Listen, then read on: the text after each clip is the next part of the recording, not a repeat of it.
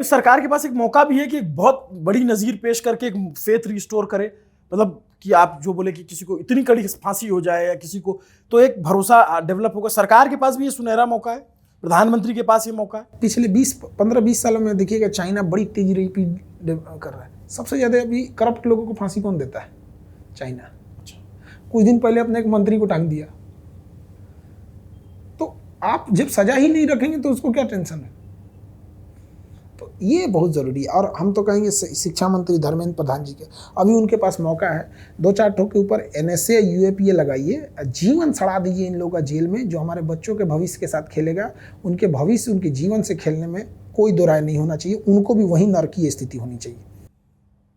ये मतलब आप समझिए कि खान सर से काफ़ी लंबी बातचीत हुई इस मसले पे, और जो ये बात कह रहे हैं ना, मतलब आप अगर आम इंसान हैं, आपका बच्चा नहीं भी नीट देता है, नहीं भी कोई कंपटीशन देता है, तो भी आपको समझ में आएगा कि ये प्रॉब्लम कहाँ है और सॉल्यूशन क्या है।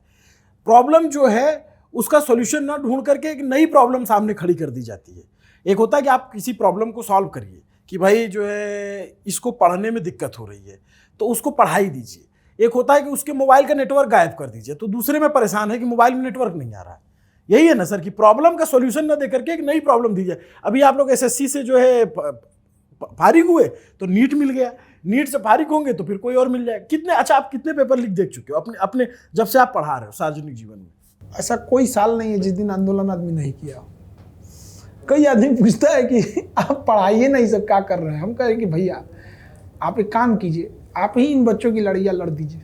हम लोग इसलिए आते हैं कि मामले की गंभीरता राष्ट्रीय लेवल तक इसे पहुँचाया जा सके। हम लोग को भी शौक नहीं लगा होता है।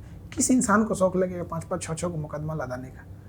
आप सोचिए, आप पत्रकार हैं, आपका सवाल उठाने का, हम लोग संस्था चलाते हैं, 5 को केस लाद देगा, कहाँ जाएंगे हम लोग? और पता लगा पटना में भागलपुर से बुलावा आया है। हाँ, पटना में जानबूझ के केस ऐसे ही करता है सर। 5 कोना से करेगा सर। यहाँ पटना में किशनगंज में बुलावा आ जाएगा, पटना में है तो आरा से आ जाएगा। वो तो प्रॉब्लम एरिया है, बट मतलब एक एक बात आपकी इतनी सच लग रही है और इतनी सही लग रही है कि इस पे अगर अमल हो जाए तो इनको भी कोई ज़रूरत नहीं है यहाँ पे आकर के इंटरव्यू दें या अपने वीडियोज़ में बोलें। इनका काम पढ़ाना है। मैं पटना गया हूँ, बिहार में मैंने देखा है कि कितनी लंबी लंबी क्लासेस होती हैं, एक साथ क्लास चलती है 4-4 घंटे, और इतनी भीड़ होती है सर। मैं तो आपके क्लास में देखा हूँ, अभी मैं पटना होकर आया था, आप नहीं थे उस समय। तो इनका काम है, इनको लगता है कि इनके पास यही समय नहीं है कि कौन सा बैच कब चालू हो, कौन सा बैच कहाँ से चालू होगा, कौन सा कहाँ खत्म होगा।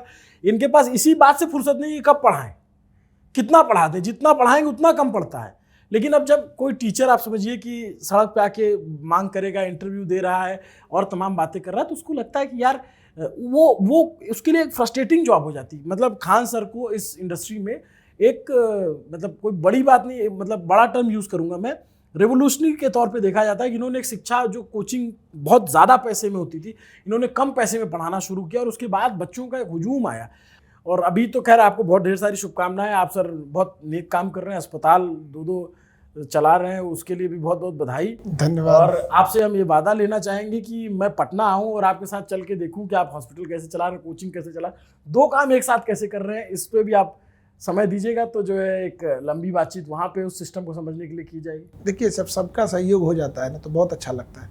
एक छोटा सा हॉस्पिटल का एग्जांपल बताते हैं। एक पेशेंट था, वो कुछ ले गया तो उसका रैपर गिर गया, हो सकता है दवा का होगा या किसी का प्लास्टिक नहीं हो जाता है, उस खोला और वो गिर गया नीचे। तो एक दूसरा पेशेंट उठा के उसे डस्टबिन में डाला, कहा कि आपन अस्पताल है ना, हम लोग का जिम्मेदारी है। ऐसे चल जाता है। 99.99 लोग इतने अच्छे आते हैं, एक आध तो नमूने हर जगह रहते हैं। But it's challenging job hospital चलाना, बहुत चैलेंजिंग, बहुत, आप सोच नहीं सकते कितना चैलेंज है। कितने डिपार्टमेंट्स होते हैं, बहुत चैलेंज है। और हमने तो देखा कि आप बहुत सस्ते में MRI करवाते हैं, बहुत सस्ते में ऑपरेशन हो जाता है, सब कुछ हो जाता है, फिर भी कोई आता होगा कि आपके नाम पे कि जो है। हाँ, वो हर डेली कुछ ना कुछ ऐसे होते ही हैं। अब कुछ चीज़ें, अब एक मरीज था, उसको डॉक्टर साहब देख रहे थे, आधा घंटा देखे, हो सकता है कोई बीमारी होगा, हड्डी के डॉक्टर थे, तो बीच में कहें कि एक काम करिए एक्सरे करा के लाइए। तो गए, तो हम अपना ही हॉस्पिटल तुरंत हो गया, लेके कहे कि इसमें उतना नहीं समझ में आ रहा है, CT स्कैन देख लेते हैं। वो देखे, फिर 3-4 डॉक्टरों की टीम बुलाए, बाद में पता चला ना उसको न्यूरो का प्रॉब्लम है। तो जो हड्डी गर्दन की होती है ना, इसमें समझ मतलब ये दोनों कॉमन आ जाता है यहाँ पे। तो फिर से न्यूरो में भेजा गया, तो एक ठो आके शिकायत कर रहा है, कौन सी व्यवस्था है, आधा घंटा से वो अंदर घुसल है। ये भैया तो उसमें हम क्या करेंगे? कोई मरीज को अगर आधा घंटा लग रहा है तो ये सोचिए कि 50 रुपये में एमडी डॉक्टर आधा घंटा दे रहे हैं, इसमें क्या खराबी है? और ये मैं तो इस मॉडल को समझना चाहूँगा कि आप चला कैसे रहे हैं, और मैं इसके लिए पटना ज़रूर आऊँगा जब भी आपको समय मिलेगा, ताकि देश में एक मतलब मुझे लगता है वो विजुअली अभी कहीं नहीं आया है। हॉस्पिटल के अंदर की चीज़ें बहुत ज़्यादा विजुअली नहीं कर सकते ना, क्योंकि नहीं, वो नहीं, मतलब वो स्ट्रक्चर आपने कैसे बनाया।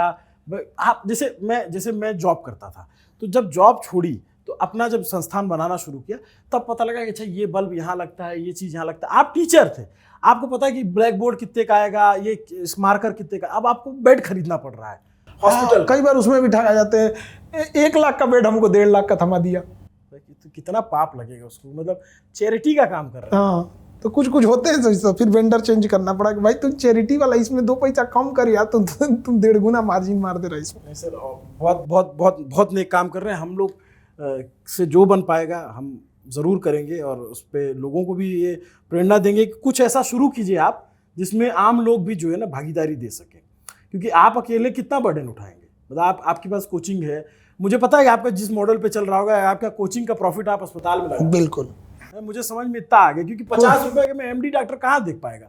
आप जो एमआरआई जो है 1700-1800 रुपये में कर रहे हैं, जो 6000-7000 में होती है, तो उसका मतलब है कि आप प्रॉफिट वहाँ लगा रहे हैं। बट कुछ ऐसा मॉडल लाइए जिसमें बाकी लोग भी सहयोग कर सके। देश में बहुत सक्षम लोग हैं सर, और बहुत अच्छे लोग हैं, बहुत मदद करते हैं। मैंने ये देखा है और ज़रूर करेंगे।